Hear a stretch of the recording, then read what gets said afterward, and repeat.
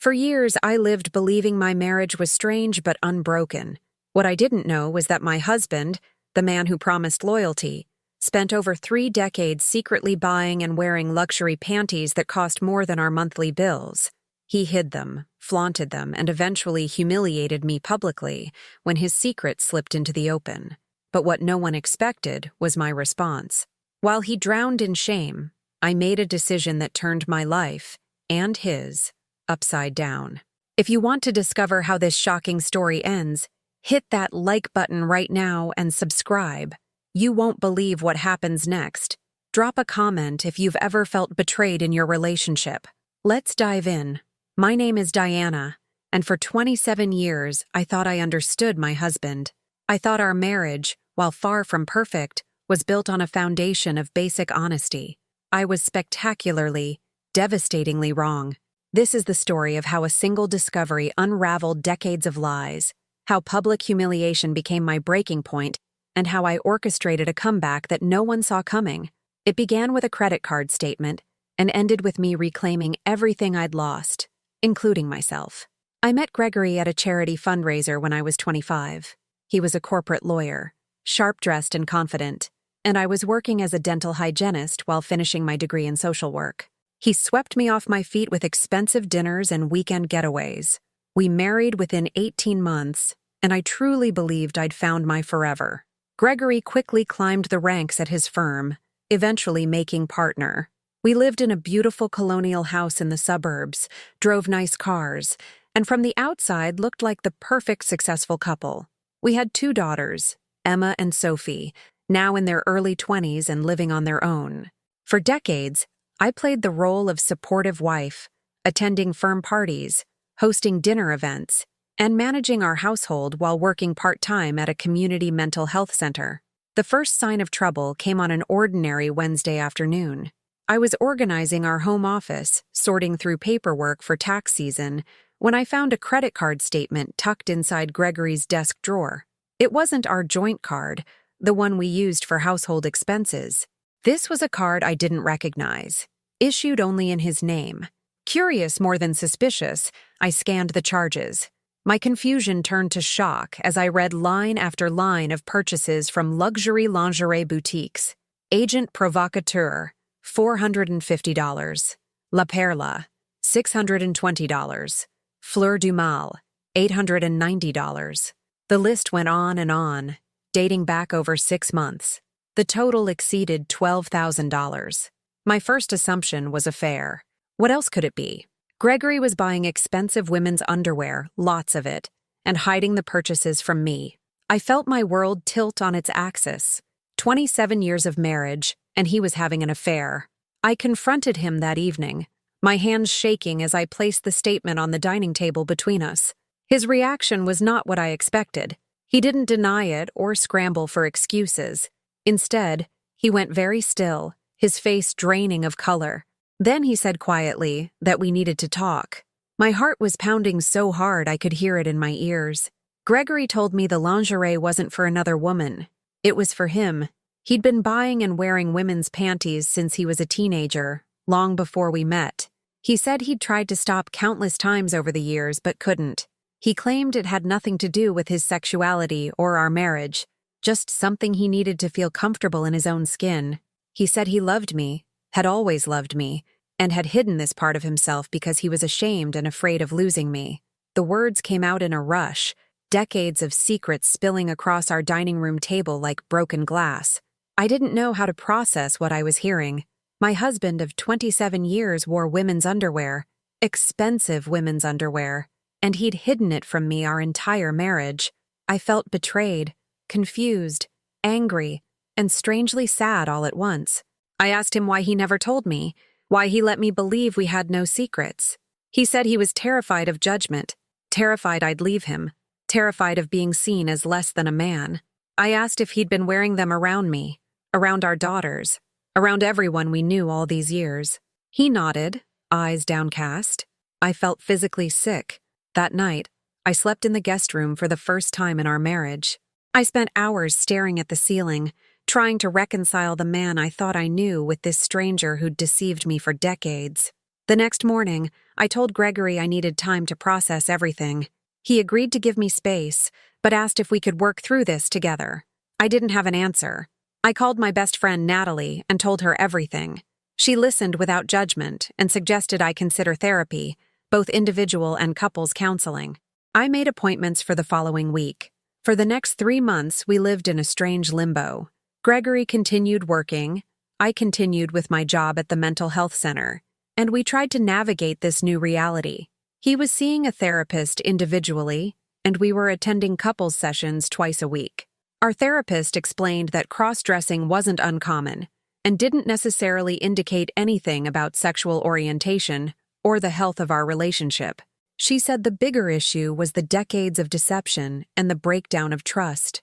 I was trying to understand, trying to be supportive, trying to accept this new version of my husband, but something felt fundamentally broken between us. Then Gregory made a decision that changed everything. He decided he was tired of hiding. He said living authentically was more important than other people's opinions. At first, I supported this in theory. Everyone deserves to be themselves. But Gregory's version of authenticity quickly became my nightmare. He started wearing his designer panties under his suits to work. He told his colleagues and partners at the law firm about his cross-dressing. He posted about it on social media. He gave an interview to a local magazine about living his truth. And suddenly, everyone we knew was talking about my husband's underwear choices. The humiliation was unbearable. At the grocery store, I'd see neighbors whispering and pointing. At work, colleagues would give me pitying looks and ask inappropriate questions. Our daughters called, mortified that their friends had seen their father's magazine interview. Emma said her boyfriend's parents had asked uncomfortable questions at a family dinner. Sophie said she was tired of defending our family to everyone she knew. I felt exposed, like my private pain had become public entertainment. I asked Gregory to please be more discreet, to consider how his choices were affecting our family. He said if I truly loved him, I'd support him unconditionally. He said my discomfort was my problem, not his. Things escalated at the firm's annual gala, a black tie event I'd attended for 25 years. Gregory wore a tuxedo, but underneath he wore a very expensive pair of pink lace panties from some French designer. I didn't know this until halfway through the evening when he announced it loudly to a group of partners and their spouses, laughing about how liberating it felt to be open about who he was. People stared. Some laughed nervously. Others looked uncomfortable. I wanted the floor to open and swallow me whole. One of the senior partner's wives, a woman named Catherine whom I'd known for years, pulled me aside and asked with false concern if everything was all right at home. The pity in her eyes was worse than the judgment. I left the gala early, taking an Uber home alone. Gregory stayed, holding court and basking in the attention. When he came home hours later, slightly drunk and still euphoric from his grand reveal, I told him I couldn't do this anymore. He said I was being selfish and unsupportive. He said after decades of suppressing who he was, he deserved to be free. I said his freedom was costing me my dignity, my friendships, and my peace of mind. He said maybe I needed to work on my own issues with shame and acceptance. That was the moment I realized our marriage was over. The next morning, I called a divorce attorney. Her name was Patricia Mendez, and she specialized in high-net-worth divorces. I told her everything, including the financial aspect I'd recently discovered. While organizing paperwork for our therapy sessions, I'd found more credit card statements. Gregory had spent over $75,000 on designer lingerie over the past 5 years. $75,000 while I'd been clipping coupons and buying clearance items to stretch our household budget. Patricia's eyes lit up when I mentioned this. She said financial infidelity was absolutely grounds for a favorable divorce settlement, especially combined with the emotional distress caused by his deception and subsequent public behavior. Over the next several weeks, I gathered evidence. I copied every credit card statement, every receipt, every financial document related to Gregory's secret spending. I documented the timeline of his revelations and the impact on our family. I took screenshots of his social media posts and saved copies of the magazine interview. I even recorded our daughters talking about how his behavior had affected them. Patricia said we had an incredibly strong case, not just for divorce, but for a settlement that would reflect the decades of deception and the damage to my reputation and mental health. But I wasn't satisfied with just a divorce settlement. I wanted Gregory to understand the consequences of his actions, the ripple effect of his choices, so I made a decision that shocked even Patricia. I decided to write my own story and share it publicly, not in anger or revenge, but as an honest account of what it's like to discover your entire marriage was built on lies. I started a blog called The Wife Who Didn't Know and began posting about my experience. I wrote about the discovery, the betrayal, the therapy, the public humiliation, and the decision to leave. I wrote about how supporting someone's authenticity doesn't mean sacrificing your own dignity and peace. The blog went viral within days. Thousands of people commented, many sharing their own stories of hidden lives and broken trust. Some criticized me for not being more supportive of Gregory, but far more people reached out with messages of solidarity and understanding. Major news outlets contacted me for interviews. I appeared on 2 national morning shows, telling my story calmly and honestly. I didn't attack Gregory or mock his choices. I simply shared the truth about what it felt like to be blindsided after decades of marriage, and then expected to smile through public humiliation. Gregory was furious. He claimed I was invading his privacy and damaging his reputation. The irony of this wasn't lost on me, considering he'd shared intimate details about our marriage in a magazine interview without my consent. His firm's management called a meeting with him, concerned about the negative publicity. Several major clients expressed discomfort with the situation. Gregory's carefully cultivated image as a respected attorney was crumbling under the weight of public scrutiny. He threatened to sue me for defamation, but Patricia calmly pointed out that truth is an absolute defense, and I'd documented everything I'd written. The divorce proceedings moved quickly once we had all the evidence compiled. Patricia presented documentation of Gregory's $75,000 in hidden spending over 5 years, plus an additional $20,000 he'd spent in the year since his revelation when his shopping had intensified. She presented testimony from our daughters about the emotional impact of their father's behavior. She presented my medical records showing I'd started taking medication for anxiety and seeing a therapist twice a week to deal with the trauma. She presented evidence of the damage to my social relationships and professional reputation. Gregory's attorney tried to argue that his cross-dressing was protected personal expression and couldn't be used against him. Patricia countered that the issue wasn't his cross-dressing, but his decades of financial deception and his subsequent disregard for how his public revelations affected his family. The judge, a no-nonsense woman in her 60s, reviewed all the evidence carefully. When she delivered her ruling, I could see Gregory's face go pale. She awarded me 70% of our marital assets, including the house. She ordered him to pay substantial alimony for 10 years, and she included a provision that he reimburse me for the $95,000 he'd spent on lingerie using marital funds. But the real vindication came from an unexpected source. 2 weeks after our divorce was finalized, I received a call from a literary agent who'd been following my blog. She said my story had resonance, and she believed I could write a book that would help other people navigating similar situations. I'd never considered myself a writer, but the idea intrigued me. Over the next 6 months, working with a professional co-writer, I turned my blog posts and experiences into a manuscript.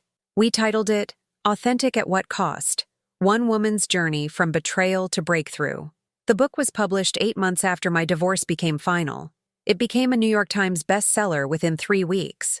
I appeared on major talk shows, spoke at women's conferences, and connected with thousands of people who'd experienced similar betrayals in their own relationships. The advance and royalties from the book exceeded $300,000 in the first year alone. I used part of the money to pay off the house completely. I used another portion to take my daughters on a mother-daughter trip to Italy, something we'd always dreamed of but never done. And I invested the rest, building financial security I'd never had before. The most unexpected outcome was the community I found. Through the blog and book, I connected with other women and men who'd discovered hidden lives, secret spending, and broken trust in their marriages. We formed support groups, both online and in person. I became an advocate for financial transparency in relationships and spoke frequently about the importance of authentic communication that doesn't come at the expense of a partner's dignity. I testified before a state legislative committee about financial abuse and helped shape new laws protecting victims of financial infidelity. Gregory's life took a different trajectory. The negative publicity affected his career significantly. He lost several major clients and was eventually asked to leave his partnership at the firm. He found work at a smaller practice, but never regained the prestige or income he'd once had. Our daughters maintained a relationship with him, but set firm boundaries about what they were willing to discuss and tolerate. He eventually moved to another city, seeking a fresh start away from the scrutiny. I heard through mutual acquaintances that he'd started dating someone who was aware of and supportive of his cross-dressing from the beginning. I genuinely hoped he'd found happiness, but I also knew that his happiness should never have come at the cost of my humiliation. 2 years after the divorce, I met someone new. His name was Thomas, a widower who'd lost his wife to cancer 5 years earlier. We met at a book signing event where he told me my story had helped him understand some dynamics in his late wife's family that had always confused him. We started talking, then having coffee, then dating. Thomas was kind, honest, and refreshingly straightforward. He had no secret lives, no hidden expenses, no need to make grand public declarations at my expense. He was simply himself, consistently and reliably. We took things slowly, both of us having been through significant loss and trauma. But gradually, carefully, we built something real. On the 3rd anniversary of my divorce from Gregory, I married Thomas in a small ceremony attended only by our closest friends and family. Emma and Sophie stood up as my bridesmaids, both of them tearful and happy to see me genuinely joyful again. My best friend Natalie gave a toast about resilience and second chances. Thomas's adult son welcomed me into their family with genuine warmth. It was everything my first wedding hadn't been. Honest, intimate, and built on a foundation of real trust and mutual respect. I wore a simple white dress that cost $300 from a department store, and I felt more beautiful than I ever had in the expensive designer gown I'd worn to marry Gregory. Looking back now, 5 years after that devastating discovery in Gregory's desk drawer, I can honestly say the experience transformed me in ways I never expected. Yes, it was painful. Yes, I lost years to a relationship built on lies. Yes, the public humiliation was excruciating, but I also gained clarity about my own worth, strength I didn't know I possessed, and a voice I'd been suppressing for decades. I built a career as an author and advocate. I found genuine love with a partner who values honesty above image. I rebuilt relationships with my daughters on a foundation of authentic communication. The blog and book opened doors I never imagined. I now travel regularly, speaking at conferences about financial abuse, emotional betrayal, and rebuilding after divorce. I've helped dozens of people navigate similar situations, offering practical advice and emotional support. I established a small nonprofit that provides legal assistance to people dealing with financial infidelity in their marriages. The work is deeply fulfilling in a way my previous life, focused on maintaining appearances and supporting Gregory's career, never was. I teach a course at the local community college about financial literacy and protecting yourself in relationships. My students range from young people just starting out to older adults recovering from divorce or widowhood. I share my story not as a cautionary tale, but as an example of how devastating discoveries can become catalysts for positive change. I emphasize the importance of having your own accounts, understanding family finances, and never sacrificing your dignity for someone else's comfort. The feedback I receive from students is incredibly rewarding. My relationship with my daughters deepened significantly through this experience. Initially, they struggled with their father's revelations and our divorce. But as time passed and they saw me rebuild my life with strength and grace, they began to open up about their own experiences with dishonesty and betrayal in relationships. Emma ended an engagement to someone who'd been hiding gambling debts from her. Sophie set firmer boundaries with friends who took advantage of her generosity. We talk regularly about the importance of authentic relationships built on mutual respect rather than one person's needs dominating everyone else's comfort. Gregory and I have no direct contact now, communicating only through our daughters when necessary for family events. I heard he published his own book about living authentically, though it received mixed reviews and nothing like the attention mine had garnered. Part of me feels sad about how everything unfolded, about the decades we spent building a life that was fundamentally dishonest. But I don't regret leaving. I don't regret sharing my story. And I don't regret refusing to smile through humiliation just to support his journey of self-discovery. The designer panties that started everything, those symbols of Gregory's secret life and decades of deception, ultimately became symbols of my liberation. Not because I wore them or celebrated them, but because discovering them forced me to confront uncomfortable truths I'd been avoiding. They represented everything wrong in our marriage: the lies, the financial betrayal, the lack of real intimacy, the one-sided sacrifice. But they also represented the beginning of my journey toward something better, something real, something mine. I still live in our old house, but it feels completely different now. I redecorated entirely, erasing all traces of the life Gregory and I built together. The walls are painted colors I love. The furniture reflects my taste, not his image-conscious preferences. The closets contain only my things, organized exactly how I want them. Thomas moved in 6 months ago, and we're creating new memories in these rooms, honest memories built on a foundation of truth and mutual respect. His late wife's photos are displayed alongside pictures of my daughters. Our combined families blend naturally, without pretense or performance. Last month, I received a letter from a woman who'd read my book and reached out through my website. She was in her 60s, married for 40 years, and had just discovered her husband had a secret gambling addiction that had cost them over $200,000. She felt ashamed, stupid for not knowing, and trapped. She asked if it was too late to start over. I wrote back immediately, assuring her it's never too late to choose yourself, to demand honesty, to walk away from relationships that diminish you. We've been corresponding regularly, and she recently filed for divorce. She says my story gave her courage she didn't know she had. That's ultimately what I want people to take from my experience. Not that cross-dressing is wrong or that people shouldn't live authentically, but that authenticity can't come at the cost of another person's dignity and peace. That living your truth doesn't give you permission to lie for decades or to disregard how your choices affect people you claim to love. That financial deception is abuse, regardless of what the money is spent on. That you're never too old, never too invested, never too far in to choose differently.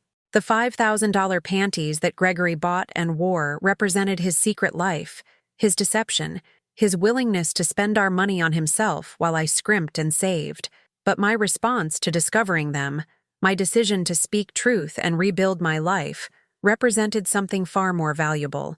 They represented my refusal to be diminished, my insistence on honesty, my determination to build a life based on genuine respect rather than comfortable lies. And ultimately, they represented my freedom. If this story moved you, if you've ever felt betrayed or questioned your worth in a relationship, smash that like button and subscribe for more real stories about resilience and transformation. Share this with someone who needs to know they're not alone. Drop a comment about your own journey. Remember, it's never too late to choose yourself. It's never too late to demand honesty. It's never too late to walk away from what's destroying you and build something better. You are stronger than you know. You deserve relationships built on truth, and your dignity is never negotiable. Thank you for listening to my story.